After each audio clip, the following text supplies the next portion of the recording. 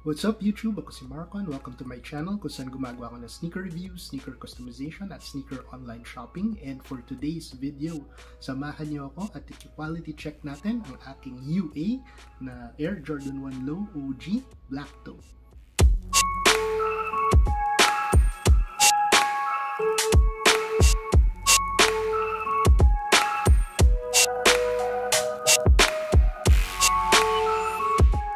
Itong sneaker na to, nag-release siya last August this year and nag-retail siya sa ng 7,800 pesos and dahil na hype colorway to, nagkaubusan and unfortunately hindi ako nakakop for retail, so big L ako and hindi ako willing mag-shell out ng pera para sa resale market. So during that time, nag-range siya from 9,000 to 11,000 pesos sa resale. So I decided to go ahead and pick up a UA copy of this sneaker. So ang ginawa ko, pumunta ako sa Weidian site and bumili ako direct from China. So nakahanap ako ng LJR batch for 350 yuan and gumamit ako ng agent na ginamit ko agent is Pandabuy and gumamit din ako ng freight forwarder, ang ginamit ko ENI and dineliver siya via sea para makatipid and then dumating siya sa akin after mga 3 weeks and total na nagastos ko mga 3,500 pesos for this UA sneaker. So ang purpose talaga ng video na to would be to share at saka tignan natin yung quality ng UA sneaker na to and para makapag-decide or mag-guide yung mga viewers or mag-guide kayo kung worth it na ba tong quality ng UA compared or mas maganda pa rin bumili sa resale market.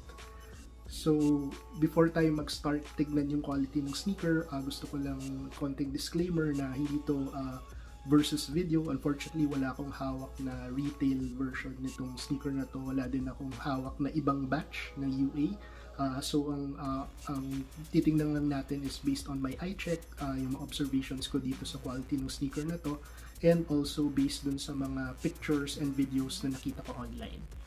So with that out of the way, simulan na natin yung pag-check ng quality. So isa dun sa mga unang tinitignan ko kapag dito sa Air Jordan Low OG na silhouette is yung shape niya, kasi yun yung unang criteria ko kung maganda bang copy or hindi yung sneaker, magandang copy siya ng UA. So ito, ang titignan ko is yung side profile niya and tinitignan ko yung itsura ng silhouette niya from ito sa side profile niya. And I would say for this particular sneaker pickup, based dito sa eye check ko, mukhang maganda yung shape ng sneaker from a side view perspective. Ang isa sa mga tinitignan ko for this particular silhouette is itong toe box. Minsan kasi medyo maikli siya. Ito gusto ko medyo tama naman yung proportion with regards to the body. Ang isa pang tinitignan ko dito sa bend ng toe box is yung kapal nitong mudguard, and yung iba kasing mga copy is medyo masyadong mataas or masyadong bulky. So ito yung height sa toe box niya. For me, sa eye check ko, mukhang maganda naman, tama lang. Yung isa pang tinitignan ko is yung itong swoosh. So yung size ng swoosh, kasi minsan masyado siyang malaki, masyadong tabingi or masyadong mataba. So ito, I would say mukhang maganda yung pagkakagawa, yung shape niya, tsaka yung size. So yung iba kasing model talagang malaking swoosh, like yung OG na Chicago. So talagang medyo mas malaking swoosh. So tama naman yung size for this particular model. And then pagdating din sa shape, ang isa pang tinitignan ko would be yung dito sa back part and yung sa back, sa heel part niya. Medyo narrow siya for the OG silhouette compared dun sa standard na Air Jordan 1 Low na medyo mas chunky siya. So dito mukhang okay for me yung shape niya, medyo narrow siya. And so yun, overall for me, maganda yung shape niya, and pag i-compare ko siya dun sa mga pictures online ng mga retail na ganitong shoe sa mga online shops like yung aftermarket, madami doon kayong makikita ng mga pictures for retail. So pag kinumpare ko yung shape, mukhang maganda naman yung pagkakakopy ng shape. So yun. Yung next na tinitingnan ko is yung color ng mga panel. So for this one, kuha naman yung pagka-color niya in terms of, lalo na dito sa black part. Kasi itong panel na to, yung sa mudguard at saka dito sa mga lace loops, sa retail medyo mas shiny siya. So dito kuha naman, kita naman sa camera na medyo glossy din. So kuha naman nila yung pagka-glossy compared dito sa swoosh na to, which is medyo matte yung kulay. So magkaiba yung parang treatment ng leather niya dito. So kuha naman yon. Pagdating naman dito sa red panels, dito medyo may napansin ako dito sa copy na nakuha ko for this batch. Medyo a tad na mas darker yung pagka-red niya, pero hindi naman masyado when I compare it to pictures online. Parang napansin ko na mas medyo vibrant ng konting-konti yung sa mga retail. So yun yung napansin ko compared dito. But for me, yung eye check niya, kapag ito lang titingnan ko, mukhang sakto, tama lang din naman, acceptable na naman pagka-red niya. Same goes for the outsole na medyo at tad medyo dark red, pero hindi naman din halata for me. Pag malalaman mo lang if you really compare it with side by side with the authentic pair. So yun lang yung napansin ko, pero overall okay din, satisfied naman din ako sa pagka-red. Yun lang napansin ko, medyo mas dark, a little bit darker din siya from retail. Then pagdating naman sa materials, gusto kong i-share din yung materials, is medyo nagulat din ako dito sa material nito, is kasi maganda yung leather quality for me. Kasi nakahawak din ako ng mga, actually hindi ako nakahawak ng eksaktong ganitong pair, pero with other Jordan 1 lows na medyo plastic yung leather, ito medyo mas maganda yung quality kapag pinipindot. Medyo hindi siya firm na firm, so medyo may give naman siya, lalo na dito sa black panels niya. And then maganda din yung black panels niya, hindi siya overly tumbled, so maganda siya, may mga konting lines din siya, makita sa camera, pero hindi siya overly tumbled. Ang pinakamagandang part ng leather for me dito is yung middle panel. Parang malambot yung leather na to, and hindi ko alam kung kita sa camera, baka sa b-roll pakita ko, pag pinipindot medyo nag-aano siya, may kita niyo yung pagkalambot ng leather niya. So it's also the same here sa toe box, pero mas malambot yung dito sa middle panel. Pag pinipindot din siya, medyo nakita niyo nag-crease din, or nakita niyo nagpo-fold yung leather. So medyo maganda din yung quality ng leather niya for this particular sneaker.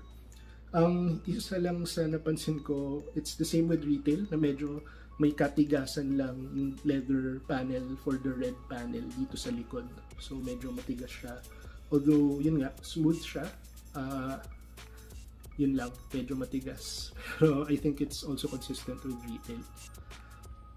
Ang isa pa na napansin ko is similar to other UAs na Jordan 1, medyo malambot yung tong outsole. So pag pinipindot nyo, kita nyo may give, nag-reflect siya. Pero kapag sinuot naman, hindi naman din ganun ka-noticeable. It's just that yun nga, I think mas flimsy siya than sa retail. So ayan, pag pinipindot, kitang-kita na malambot siya.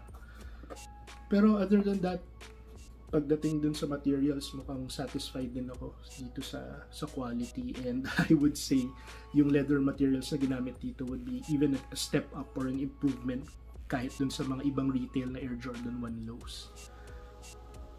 Ang next na gusto kong pag-usapan is the craftsmanship. So isa din dito sa na-impress ako dito sa copy ng shoe na nakuha ko is yung craftsmanship niya, and yung mga stitching niya, ito naman sa screen, pulido yung pagka-stitch all around dito sa leather panels niya, pati dito sa swoosh, wala akong masabi.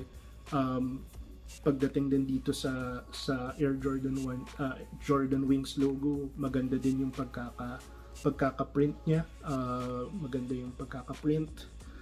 Pagdating dito sa tahi, dito sa swelas, maganda din yung stitching niya, even na even siya, walang mali, walang nakalubog. all around mukhang maganda yung quality. So maganda yung quality niya. Ang napansin ko lang, common din naman to sa mga retail, is may mga konting mga blue marks, but parang natural na din siya. Other than that, mukhang satisfied din ako, at maganda yung pagkakagawa ng quality ng stitching niya.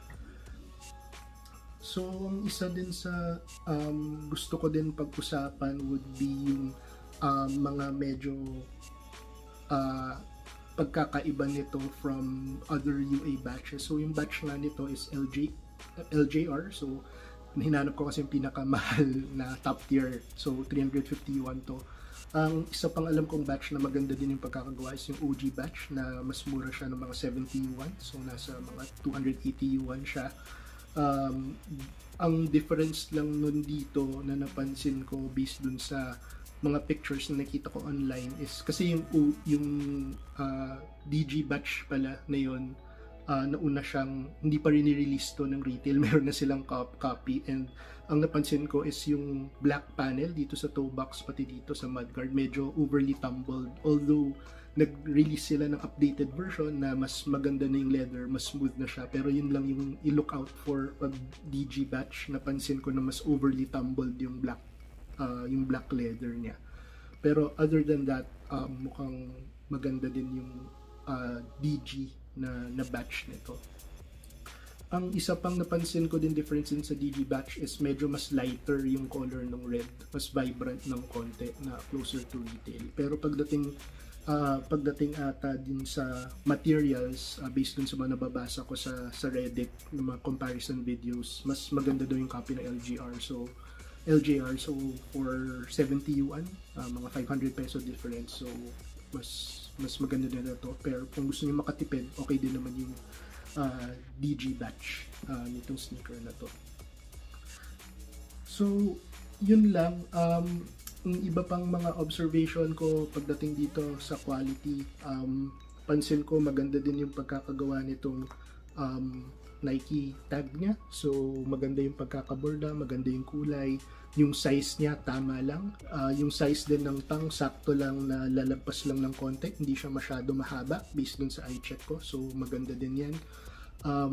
Ang isa ko lang din comment pala din sa quality is around dito sa pagka-print nitong Wings logo. Although maganda yung size niya, yung placement niya, maganda din yung pagka-print. Napansin ko lang with the pictures from retail is medyo mas glossy ng konti yung sa retail, and mas darker black. Kasi ito, although black din siya, napansin ko lang when comparing with other pictures ng retail, mas pulido yung, mas darker yung pagka-black niya. Although pag on fit naman, kung di mo naman titignan ng mabuti ng harapan ng ganito kalapit, di mo din siya mahalata. So overall, maganda na din yung quality ng pagkakagawa ng sneaker na to.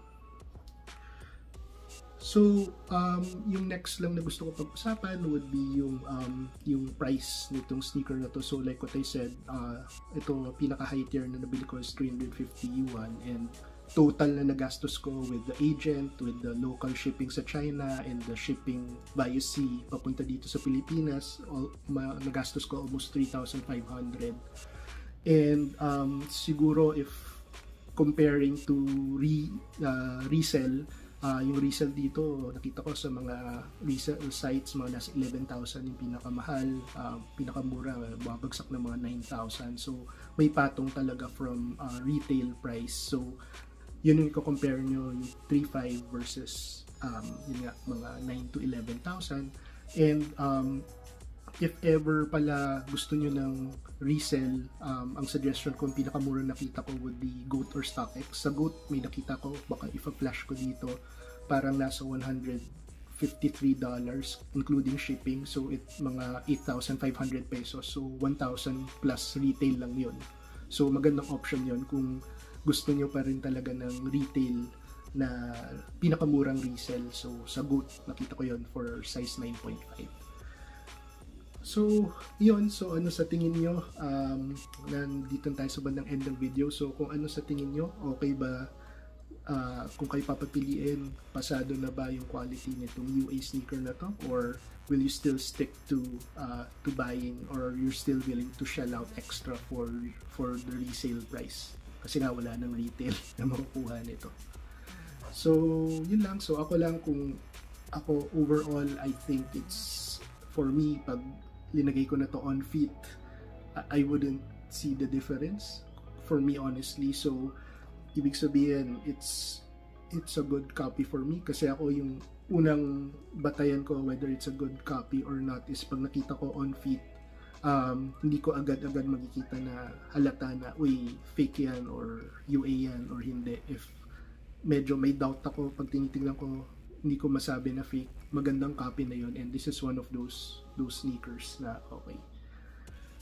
So yun lang naman yung opinion ko about it, but at the end of the day, yun, it's your decision kung whether sulit ba to for UA or whether or not mas preferred nyo bumili ng resale. So ako naman in particular, parati ko sinasabi, it's okay kung wala akong problema sa mga taong bumibili ng UA pair. Ang ayaw ko lang talaga, yung dinidiscourage ko, is you sell yung UA pairs as legit. Yun yung pinaka hindi nyo dapat ginagawa. Pero if you want to wear or buy this for your personal use, wala din akong problema doon. And I'm also on the same boat na gusto ko din naman bumili ng retail, pero yun nga, kung talagang nagkakaubusan, it's a valid or a good alternative, if in my opinion. So as long as hindi nyo naman binibenta as retail, wala kayo linoloko, kung susuotin nyo naman, I don't see anything wrong with purchasing UA pairs. So ayan, nandito tayo sa end ng video. Kung meron kayong tanong about this sneaker in particular, kung may mga tanong kayo sa UA in general, please feel free to comment sa comment section down below. So again, thank you for watching and see you sa susunod na video.